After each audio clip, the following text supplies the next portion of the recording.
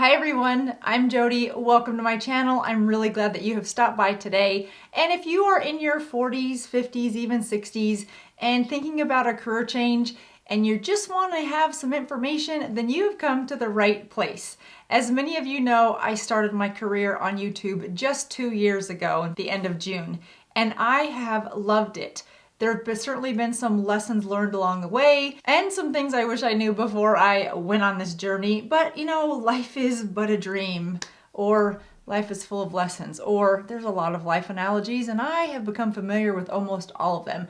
That is one of the biggest things that I've learned over the last 24 months, is that it is a roller coaster ride. Oh, I almost did the wave. Today I'm going to share with you some of my biggest mistakes as well as the lessons that I learned, and provide you some information that I think will be really helpful to you if this is a decision that you are thinking about. And one of the reasons I'm most excited about this video is because for the first several years of my career in corporate America, I was a recruiter. I worked with a lot of people, whether they were in their 20s, 30s, 40s, or 50s, and talked to them about why they would make a career change, what they were thinking about. I've dealt with hundreds and hundreds of HR professionals across my 25 years in corporate America, and I've learned a thing or two about employment. So whether you're thinking about making a career change, or if you've gone into retirement and you're just looking for something else to do with your time, then I've got some great information, and if you are ready, let's jump right to it. You know the old saying, if you find something that you love, then you never work a day in your life? I'm here to tell you that's a bunch of BS. Certainly the quantity of hours is there, and there's usually a lot more involved, but the quality of those hours are much different. So the first piece of advice I would give you is to think about what it is that you want to be doing. What is it that you're truly passionate about? And this sometimes can be a hard question to answer. In order to find something that you're really passionate about, I found it best to ask the people around me. Because even though I know what I think I enjoy doing, people around me that see me on a regular basis, that talk to me on a regular basis, they knew and gave me information that when I took all of the pieces of information from them and compiled it, I thought that is the right career path for me. So maybe, for example, you love to be out in your garden, but your friends realize that you give them really beautiful, beautiful bouquets from the flowers that you pick. So maybe the answer isn't that you're a professional gardener. Maybe it's that you open your own floral shop.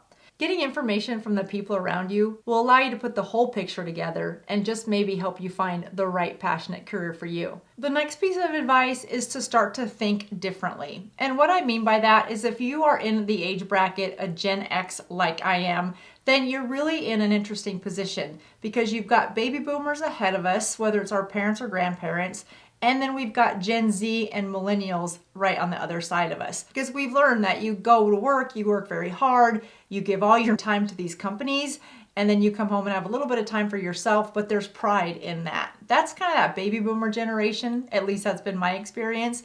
And then you've got Gen Z on the other side and millennials that have really taken a whole new approach to work. They still work hard. They just like to do it more on their terms, in their creativity, in their work hours that they think are best work hours, not necessarily the old structured corporate of 8 to 5. And so we're caught in the middle because we can see the value and the benefit of both of those generations. And so finding a way to think differently isn't as easy as it sounds, but it's going to be really important so that you can set down the roadmap of going forward. Because right now, maybe you work in a company that has corporate set hours, but maybe you're not really sure that's what you still want to do because we're getting influence from those from other generations, and that's okay. Is the new career that you want to take on, is it in that structured space that perhaps you're used to? Or is it more of an entrepreneur? You're going to start your own business? Because if that's the case, those 9 to 5 structured hours have now just become invisible. And that was a hard one for me because I was very much used to working from 6 in the morning because I'm on the West Coast and my company's headquarters was on the East Coast, sometimes until 6 or 7 at night. But that was Monday through Friday. So I knew that I still had my evenings where I could get stuff done that were house related, family related, and then my weekends. And I didn't realize how ingrained that was in me until I went to be an entrepreneur and be in more of a creative space making YouTube videos. And then it became a very different world. While I still got up early to start my day, the day didn't end at 6 or 7. It certainly didn't end on the weekends. And a few months went by before I realized I'm kind of exhausted, but I didn't really understand why. And now, 2 years later, I'm still struggling with being able to find that balance between what I knew I could get work done in a structured environment to having the weekends and feeling like I shouldn't be working. I, in my own mind, want the business to be really successful, so I feel like I need to keep working. Where before, I knew it was okay to be off on a Saturday or a Sunday.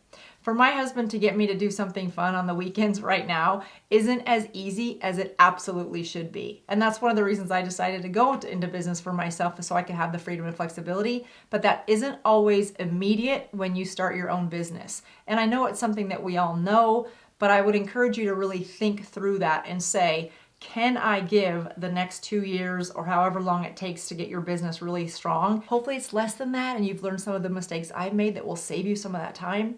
But can you live with that? And are you okay with it? And if so, then continue to move forward. The next piece of advice is to write down the why. Why do you want to do this? And then once you're comfortable with that, hang on to it for yourself, but also be prepared to have that in your elevator speech. For those of you that have never been in sales, your elevator speech is your 1 to 2 minute speech that you would say to somebody if given the chance and an opportunity to tell them a little bit about yourself and what you do. Going down the journey of making a career change, you're going to need a really good elevator pitch. And surprisingly, you'll find that you're going to give that elevator speech to friends and family, not strangers in an elevator. And here's what I mean. Understanding the why you want to do something can be as simple as I've always had a passion for this and I'm good at XYZ, and that's what makes my heart happy. Whatever that looks like for you. Imagine my dear husband's shock when there's this corporate career where I made a good income and I'm all of a sudden like, hey, I think I'm going to go on YouTube and I'm going to talk about beauty and how to apply makeup, because that's a great idea at 50 when my skin isn't nearly as tight as it was in my 30s. But he was very supportive. As you go through this journey, and you'll have highs and you'll have lows, and they'll be sometimes on the same day. But when those low moments hit you for days that turn into weeks, you'll need to come back to the why.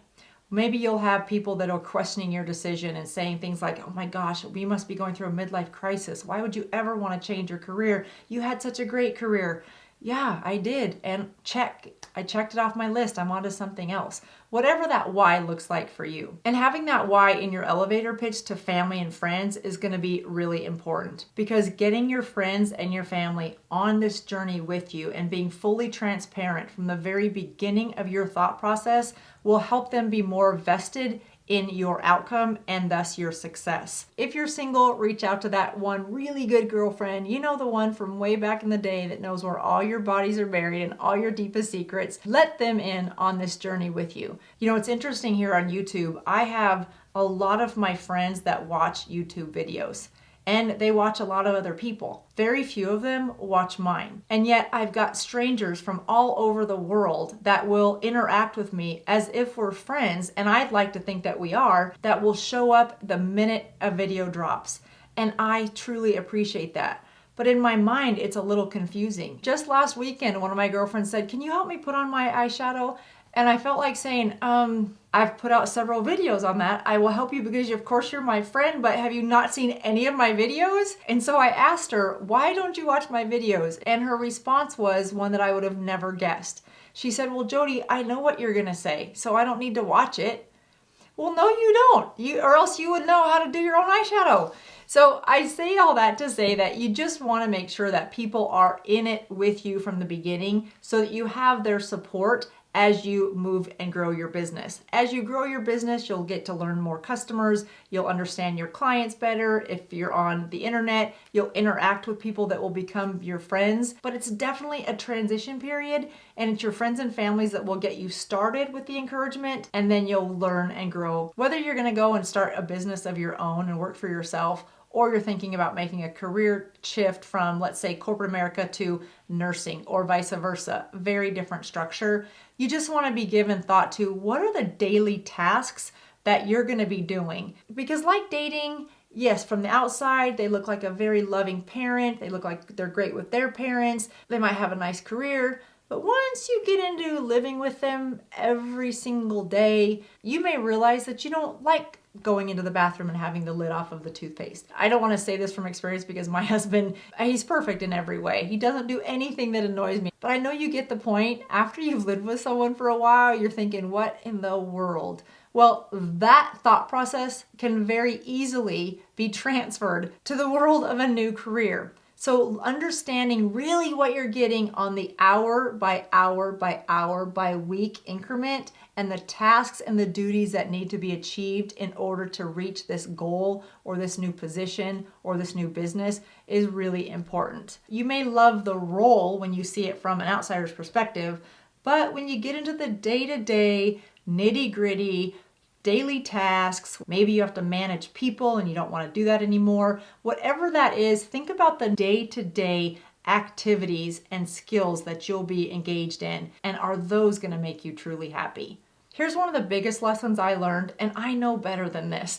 I was responsible for creating mentorship programs in companies that I worked for in the past, and yet it never dawned on me to find a mentor in this space. YouTube is relatively new. Creating digital content on Instagram or Pinterest or Facebook, it's all relatively new. So to think that I could have gone from knowing so much about an industry into an area where I would be learning about cameras and lighting and how to film and microphones and audio sound and how to wire and how to edit and what's the right edit software, how to be a digital designer to make the right thumbnails. There were so many skills required for this job that I never truly thought about how important it would be to learn those things. And if you zoom out even farther, the highs and lows of social media, how to get into algorithms, how are you paid, who pays you, how do you get on their list to be paid, all of that of how to run the business side of being a digital content creator, it just never dawned on me that I would need to learn as much as I have.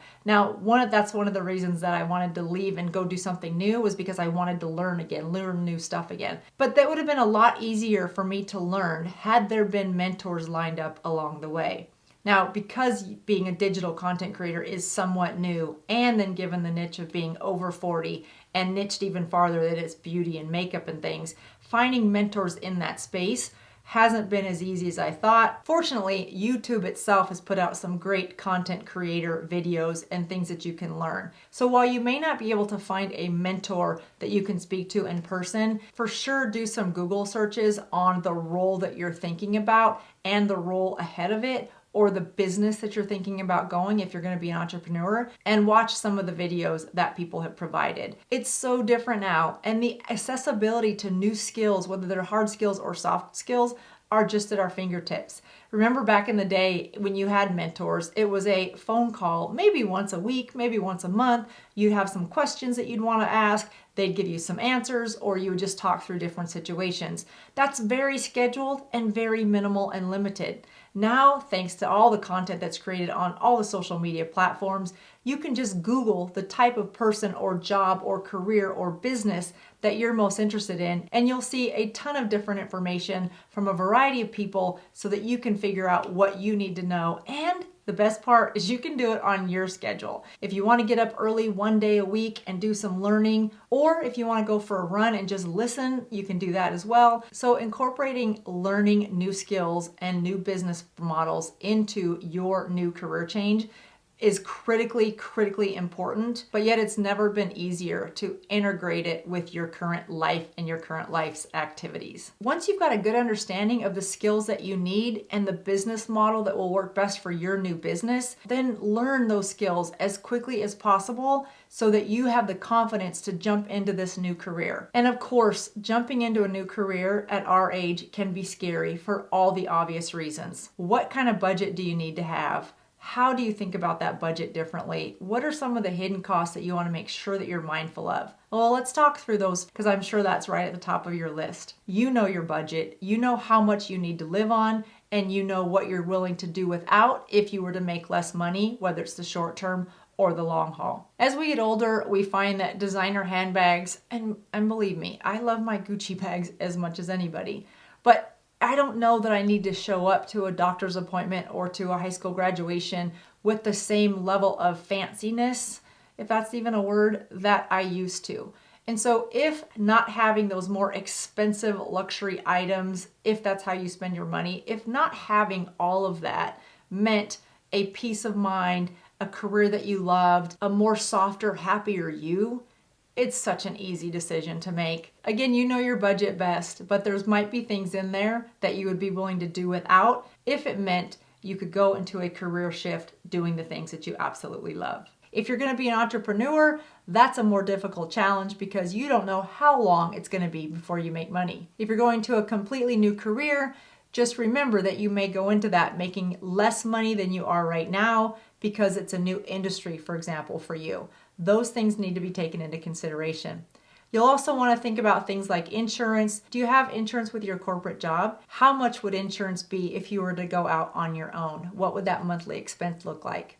Also, your cell phone bill. Does your company currently pay for your cell phone bill? And if so, how much would that be? Because that's going to be an expense that you'll be able to write off if you are going to be an entrepreneur. But right now, it's an expense that maybe you don't see. I started out by writing out all my expenses and how much I absolutely had to make to cover those expenses and then contribute to our family goals.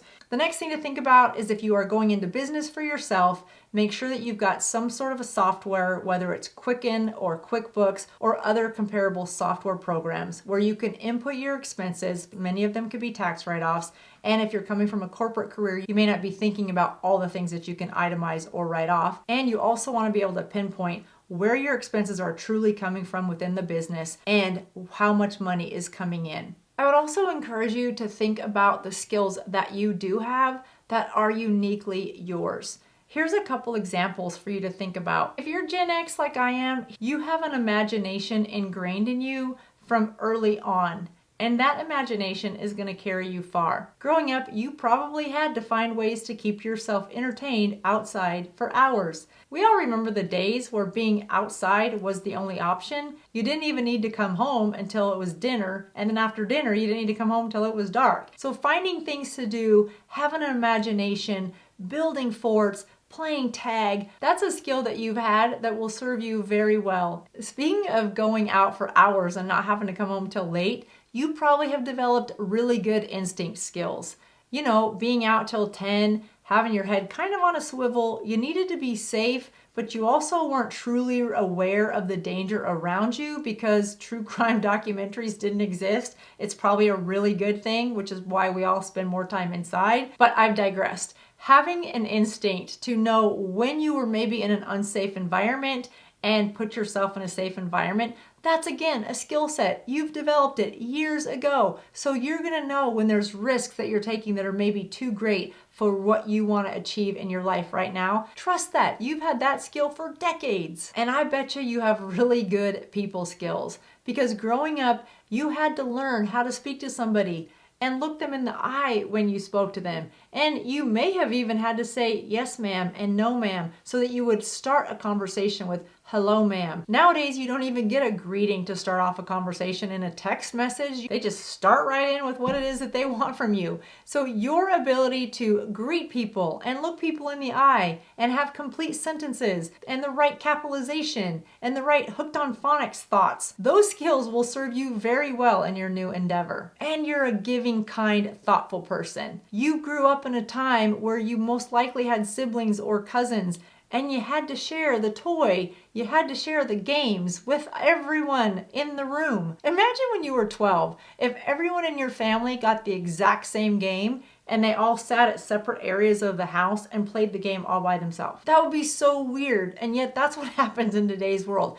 Everybody has their own games, whether it's Snapchat, whether it's Twitter, whether it's YouTube, whether it's actual games on their individual phones, and no one has to share anything. You have grown up in a time where sharing is valued and important, and that will also serve you very well. Whether you're sharing ideas with other business members or you're sharing clients who could benefit from the services that some of your friends offer, sharing is so important, and you've got that skill. You also have the skill of patience. Now, over time, raising children, you may have lost a little bit of that skill, but it's like a muscle. You can build it back.